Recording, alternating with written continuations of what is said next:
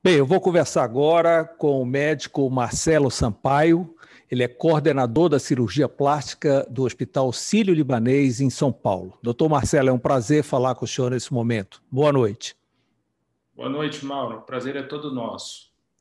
Bem, hoje a cirurgia plástica, principalmente a cirurgia de mama, é uma das maiores demandas que ocorrem no país.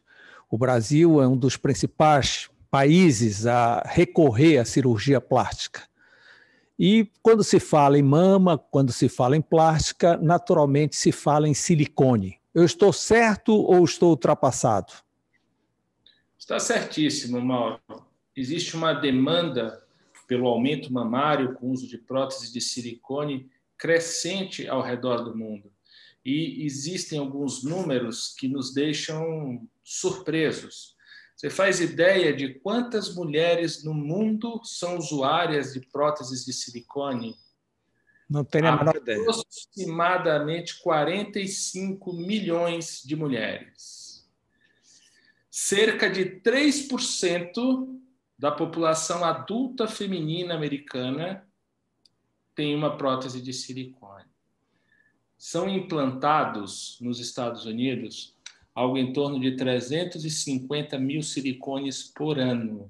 E no Brasil, algo em torno de 250 mil. Daí você tem uma dimensão do tamanho da demanda e do tamanho do número de mulheres que buscam por esse tipo de procedimento. Por outro lado, doutor Marcelo, tem se ouvido ultimamente bastante sobre questões de rejeição, infecção e assim por diante na prótese de silicone. Existem complicações em cirurgia plástica, como existe em qualquer outra área da medicina. E a prótese de silicone, por se tratar de um procedimento cirúrgico, não está isento de problemas e de complicações. Infecção, hematoma, rejeição são intercorrências que acontecem, são raras, são absolutamente infrequentes. Acredito que até mesmo por isso que um número tão grande de mulheres buscam esse tipo de procedimento, mas existe. O silicone, Mauro, é um material aloplástico derivado da sílica, sílica-areia. Ao contrário do que as pessoas imaginam, que o silicone vem do petróleo, não. É um processo físico-químico que transforma a sílica nesse material. A história do silicone é muito curiosa. Talvez na medicina existam pouquíssimos produtos que há tantos anos faz parte da prática médica. O silicone data da década de 60, por volta de 1962, começou nos Estados Unidos a se desenvolver as próteses de silicone. Portanto, são quase 60 anos em que se utiliza esse tipo de material, não só na cirurgia estética, mas também na cirurgia reparadora, no câncer de mama. E, decorrido esses 60 anos, de tempos em tempos, surgem questionamentos a respeito do produto. O fato é que é um produto seguro, é possível usar com absoluta convicção de que é seguro se utilizar, mas como a gente havia comentado antes, não existe na vida, não existe na prática clínica, não existe na medicina, nada que seja 100% isento de complicações. E o silicone não deixa de ter as suas. Mas tem crescido, essas complicações têm aparecido mais? Por que tanta divulgação em referência à rejeição e infecção? Porque até 10 anos atrás, as notícias que se tinham oriundas de problemas médicos estava restrito à comunidade científica e, eventualmente, à divulgação de um órgão de imprensa específico, como um jornal, como uma televisão. Hoje, cada indivíduo com sua mídia social passa a ser um órgão da imprensa. Então, não que você não tivesse no passado ou que tem mais agora, mas o fato de que você hoje uma determinada pessoa coloca o silicone, não se adaptou ou teve um problema, ela vai na mídia social, nos seguidores e publica: olha, estou infeliz porque colocou o silicone. E isso toma uma dimensão absurda. E você há de convir comigo que o que dá ibope é a notícia ruim. As milhares de mulheres que colocaram silicone, que estão felizes e que estão aproveitando e que estão indo na praia e que estão com um relacionamento saudável com seu marido, essas não vão para a mídia social: olha, estou feliz porque coloquei o silicone. Então, isso é como se fosse um fogo em palha seca. Isso toma uma proporção alarmante. Os produtos médicos, eles desenvolvem, eles são desenvolvidos, eles são aprimorados e cada vez eles são mais seguros. E as próteses também. Então, eu acho que esse fenômeno que você deve estar participando ativamente de uma mudança de perfil, da divulgação de problemas, enfim. A imprensa tomou um outro rumo, a notícia chega às pessoas de uma outra forma e cada indivíduo hoje é um jornal. Cada indivíduo hoje é um repórter e cada indivíduo hoje tem um número de seguidores que influencia de uma forma muito curiosa. Doutor Marcelo, tem aumentado a demanda das mulheres que querem tirar o silicone em troca de uma reconstrução mamária? Tem aumentado o número de mulheres que nos procuram para diminuir o tamanho do silicone, porque daí existe um perfil de moda, né? Na década de 80, na década de 90, por influência americana, as mulheres começaram a colocar próteses muito grandes, né? Próteses de 300, 350, 400 ml. E hoje a gente vê que essas pessoas, parte delas, se arrependeu, porque a mama muito grande traz uma impressão de que a pessoa está mais gorda, de que a pessoa não está elegante. Não é qualquer roupa que fica com caimento adequado, não é qualquer biquíni que fica bonito. E hoje eu percebo que existe uma demanda dessas mulheres por uma substituição por silicones menores. Faz mais ou menos 10 anos, um pouco menos, talvez 8 anos, que eu tenho percebido essa mudança de comportamento. Inclusive, eu dei uma entrevista na revista Isto É. Na época, a repórter estava... O foco dela era argumentar de que as mulheres estavam buscando próteses cada vez maiores. E eu tinha a impressão que, naquele momento, foi o início de uma mudança. Porque você há de se lembrar que a mulher brasileira nunca foi uma aficionada por mamas muito grandes, né? A mulher brasileira sempre teve um quadril largo, um tórax estreito e uma mama de tamanho médio e pequeno. Esse padrão mudou por uma determinada influência, acredito eu que em parte do cinema, e hoje as mulheres estão retomando, a mulher brasileira está retomando aquilo que sempre se teve como um padrão estético imbatível, porque o corpo da mulher brasileira não tem igual no mundo, né? É uma mulher que se expõe, é uma mulher que vai à praia, é uma mulher que vive num país tropical, portanto, o culto ao corpo é absolutamente um culto. Então, é residual o número, a demanda das mulheres com problema de infecção, problema de rejeição, não deve ser considerado nesse momento? A infecção sempre foi uma preocupação em qualquer cirurgia em que você implanta um material que nós chamamos aloplástico, ou seja, um material que não faz parte do corpo, um material inorgânico. É assim com próteses de silicone, é assim com as próteses ortopédicas, é assim com válvulas cardíacas de silicone. A grande preocupação é uma infecção. E por que a infecção é uma grande preocupação? Porque você não consegue tratar. A infecção, quando acomete uma prótese de silicone, não adianta dar antibiótico para o paciente, porque o antibiótico não elimina a bactéria que está aderida ao silicone. A bactéria tem um mecanismo de resistência nesse material, chamado biofilme, que ela forma como se fosse um escudo protetor. ela produz uma proteína que fica protegida da ação do antibiótico. Então, você trata a infecção no tecido da pessoa, na mama propriamente dita, mas você não tira a bactéria do silicone. Portanto, a cirurgia de prótese de silicone, até certo ponto, foi uma cirurgia que foi muito simplificada e começou a ser feita em qualquer lugar, em qualquer clínica, em lugares que não se tem uma estrutura adequada de segurança infecciosa. E aí, certamente, aconteceram surtos de infecção pontuais em algumas clínicas, em algumas regiões, e isso realmente existiu.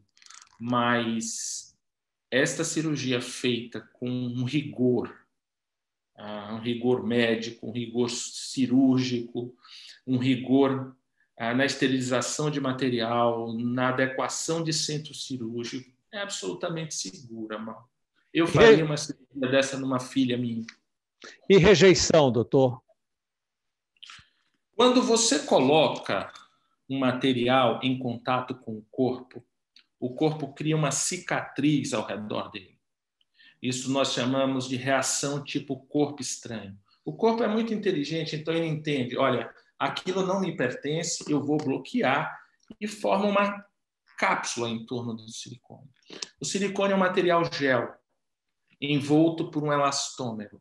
Quando essa fibrose, quando essa cicatriz ela é muito intensa, ela comprime esse silicone. E isso se traduz clinicamente pelo endurecimento da mão. Nós chamamos esse tipo de problema de contratura capsular. E as pessoas chamam de rejeição, que é o endurecimento do silicone e que deixa a mama deformada, endurecida e com aspecto e consistência que não são naturais. Como se resolve? Ou se remove esse silicone e a pessoa passa a ficar sem ele, ou se troca, se substitui, não só pelo sítio de implantação, mas também pelo outro tipo de material, um silicone diferente. Hoje, 4 de fevereiro, o dia que nós estamos gravando essa conversa, é dedicado à mulher com câncer. Sabemos que o senhor tem um trabalho muito grande a respeito disso. A mulher que retira a mama em função do câncer, o senhor aconselha em seguida o silicone ou a reconstrução? O silicone, Mauro, é uma das técnicas de reconstrução. A reconstrução de mama ela pode ser realizada com o tecido da própria pessoa, como, por exemplo, o excedente do abdômen, ou o tecido das costas, e pode ser reconstruída com uma prótese de silicone. De que depende a indicação? A indicação depende da extensão da cirurgia para o tratamento do câncer. Se você pode remover um segmento da mama, parte dela, você não precisa de silicone. Mas se você precisar remover todo o tecido da mama, porque você tem um estadio mais avançado, aí você precisa fazer uma reconstrução total. E a prótese de silicone é uma das técnicas empregadas. Talvez seja a mais frequente no mundo. E aqui qual que é a grande mensagem? É que as mulheres façam seus exames de rotina a partir dos 40 anos, mamografia e ultrassom. Não tenham medo, porque o câncer de mama é uma doença curável, né? E fazendo o diagnóstico em estadios mais precoces, além da chance de cura, o resultado cosmético de uma reconstrução é muito melhor. Se você tira uma parte da mama, você vai ter uma cosmética quase de uma cirurgia estética. Se você deixa a doença progredir e não se cuida, a situação fica muito mais complexa e as técnicas também, porte cirúrgico, recuperação e mesmo a chance de cura. Você traz tanto benefício, principalmente psicológico, para a mulher, por que esse tipo de cirurgia não é incluído, por exemplo, no SUS? Mauro, essa cirurgia é incluída no SUS. Existe uma lei que foi sancionada pelo Fernando Henrique Cardoso, não é uma lei recente, obrigando não só ao SUS, mas aos planos de saúde arcarem com as despesas decorrentes da reconstrução de mama. Em caso de câncer, né? Em caso de câncer. Entendendo que a reconstrução de mama faz parte do tratamento do câncer. Posteriormente, no último governo Dilma, ela sancionou uma lei determinando que a reconstrução de mama imediata, e aqui a gente pode fazer um parênteses, né? A reconstrução de mama ela pode ser feita no mesmo ato da ressecção do tumor, ou ela pode ser feita posteriormente, de meses a anos depois da remoção da mama. Sendo que quem faz a reconstrução imediata não passa pelo trauma de conviver um determinado período sem uma das mamas. Portanto, foi sancionada uma lei no governo Dilma. Eu até participei de uma reunião conjunta da Câmara dos Deputados e do Senado Federal para discutir a importância da reconstrução da mama imediata. Porque é uma situação muito triste, né? O câncer de mama, as manifestações clínicas são muito sutis. Então, normalmente, como é o panorama? A pessoa não sente nada, tá? Aí vai fazer um exame de rotina e lá é diagnosticado um nódulo. Faz-se uma biópsia e esse nódulo, você obtém o diagnóstico de um câncer. A pessoa já entra em desespero, né? Porque a palavra câncer é um trauma que todo mundo tem. Alguém já teve um parente que teve um câncer de mama, existe essa preocupação absurda. Agora, imagina essa notícia na cabeça de uma jovem com 40 anos, com 38, com 42 anos. Aí você diz que ela vai precisar passar por uma cirurgia que vai retirar a mama e ela vai ficar com essa sequela. É um impacto muito grande na qualidade de vida. Então, o mundo inteiro tem como um tratamento gold standard, tratamento ideal, ao mesmo tempo em que se faz a retirada da mama, se reconstrói, e aí a técnica vai depender da extensão dessa cirurgia oncológica curativa para extirpar o câncer da mama. Voltando rapidamente para a questão estética, qual é a idade ideal, a partir de que idade ideal o senhor recomendaria o uso da prótese mamária? A partir da maior idade, a partir dos 18 anos, desde que seja feita uma avaliação com o ginecologista e perceba-se que essa pessoa, que essa jovem, já tem todas as características de desenvolvimento sexual secundário plenamente desenvolvido e estabilizado. E você também faz uma avaliação do ponto de vista emocional, né? É importante que você tenha a maturidade física e a maturidade emocional para que indique e submeta essa jovem a um procedimento cirúrgico. Doutor Marcelo, o senhor coordena uma equipe de alto padrão num dos hospitais de ponta do país, mas nem todas as mulheres do Brasil têm acesso a um sírio-libanês. Como é que funciona o hospital, de um modo geral, neste aspecto? Aí você tem várias realidades, Mauro. E a realidade é muito local e muito regional. Eu conheço muito bem a realidade da cidade de São Paulo, em que você tem centros, você tem hospitais públicos, inclusive hospitais públicos de excelência no tratamento do câncer, com equipe multidisciplinar. Então, na cidade de São Paulo, a mulher faz um acompanhamento num posto de saúde, é encaminhado para os exames de rotina, para o rastreamento, feito o diagnóstico do câncer de mama, ela é encaminhada para um desses centros de referência. Por exemplo, o Hospital Paula Byton, o Hospital do Câncer da Universidade de São Paulo, e existem várias instituições que atendem a esta mulher, né? A realidade é um pouco diferente nas cidades menores, em que você não tem uma estrutura de atendimento tão adequada. Conheço também o Hospital da Mulher na cidade de Salvador, que é um hospital que foi reconstruído recentemente e que faz um serviço de atendimento belíssimo, com atendimento de mais de 2.500 mulheres com câncer de mama, oriundas de todo o estado. E eu sei que em cada região você tem centros de referência. O que a gente tem que chamar a atenção da mulher, de uma maneira geral, é que ela tem que correr atrás dos direitos, né? Se ela procurar um posto de saúde, tiver 40 anos, ela tem que fazer o rastreamento do câncer de mama.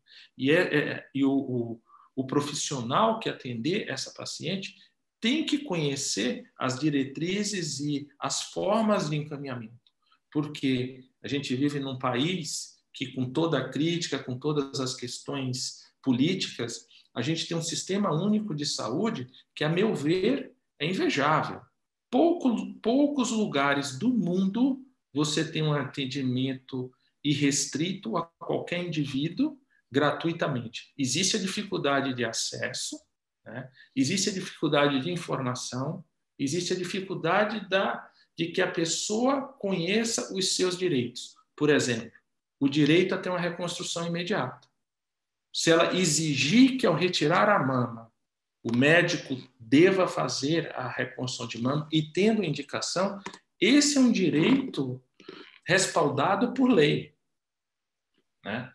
E aí você tem inúmeras realidades. O que eu percebo que difere um pouco do sistema privado para o sistema público é o tempo de encaminhamento.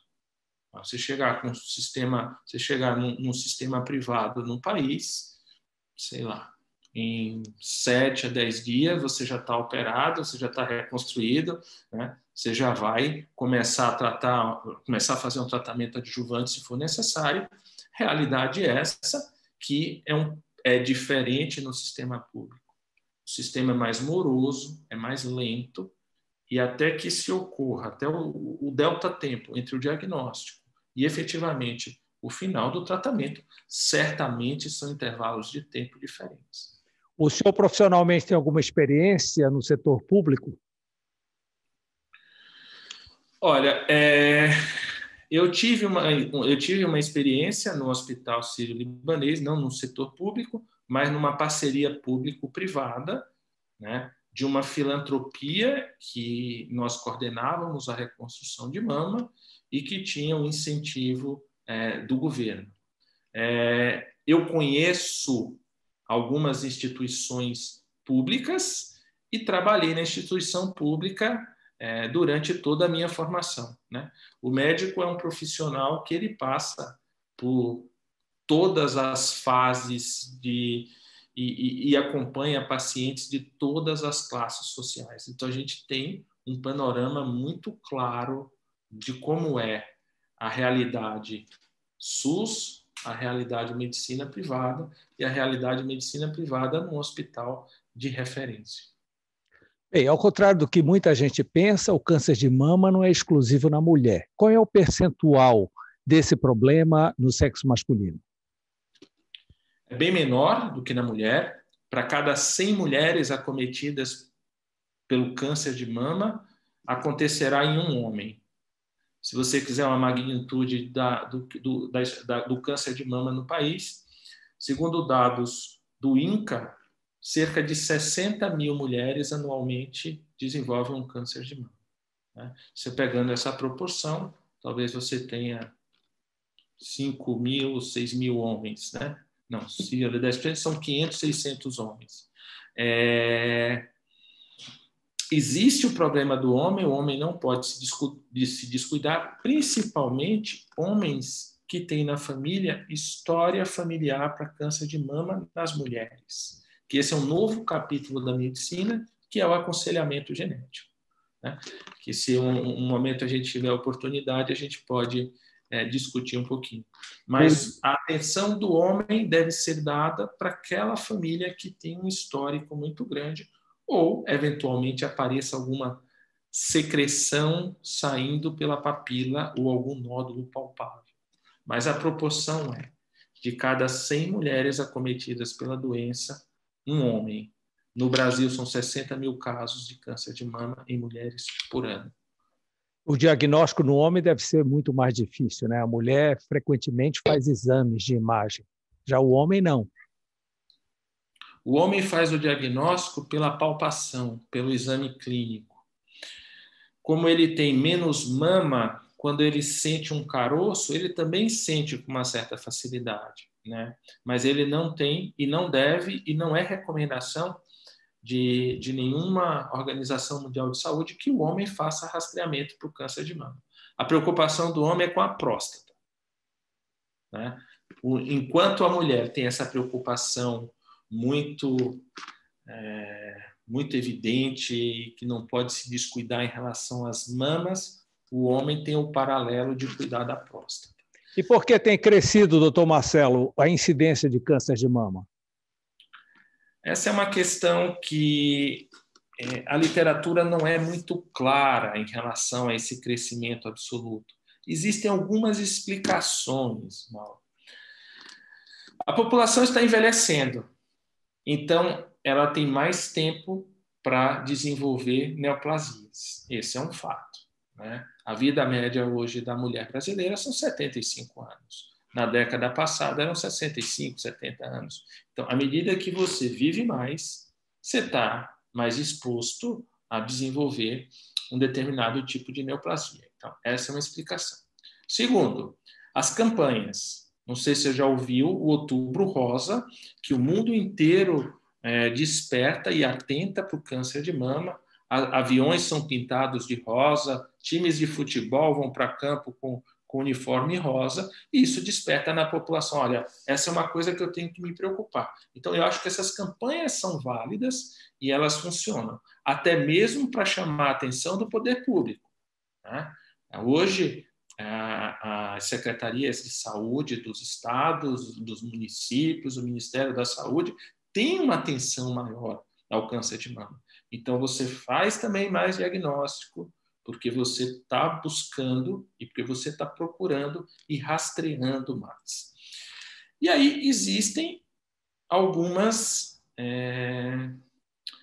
pensamentos, né? Ou alguns fatores de proteção que estão deixando de existir. Se nós formos pensar quantos filhos tinham nossas avós, né? Raramente você tinha uma família de brasileiro com menos de 5, 6 filhos. Essas crianças nasciam, essas mães tinham filhos com que idade? 18, 20, 21 anos. Hoje, qual que é o perfil da mulher moderna?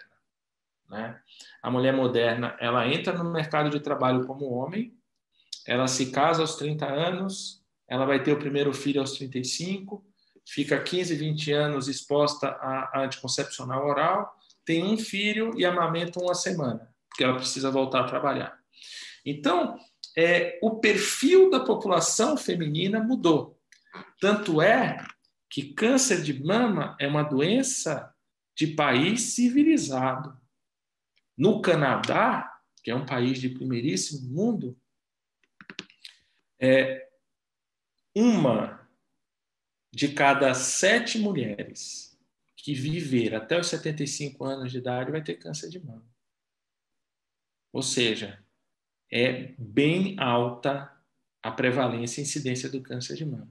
No Brasil, existe uma diferença dependendo da região, dependendo da cidade e dependendo do grau de instrução, porque esses perfis... No Brasil, você ainda tem o perfil da mulher que começa a ter filho aos 18 anos, tem 5, 6, 7 filhos. E você tem o perfil da mulher do país desenvolvido, por exemplo, minhas colegas médicas, né, que elas fazem 6 anos de faculdade, 5 anos de residência, depois vai fazer mestrado, depois vai fazer doutorado, depois vai tentar encontrar um espaço para atuar na profissão, vai casar e vai pensar em ter filho quando? 35, 36 anos de idade. Então, esse perfil de comportamento também mudou. Isso sem entrar na questão dos produtos industrializados, do tipo de alimentação, da obesidade, que são todos fatores que contribuem para a formação de neoplasias, e o câncer de mama, em especial, está muito relacionado com esses comportamentos.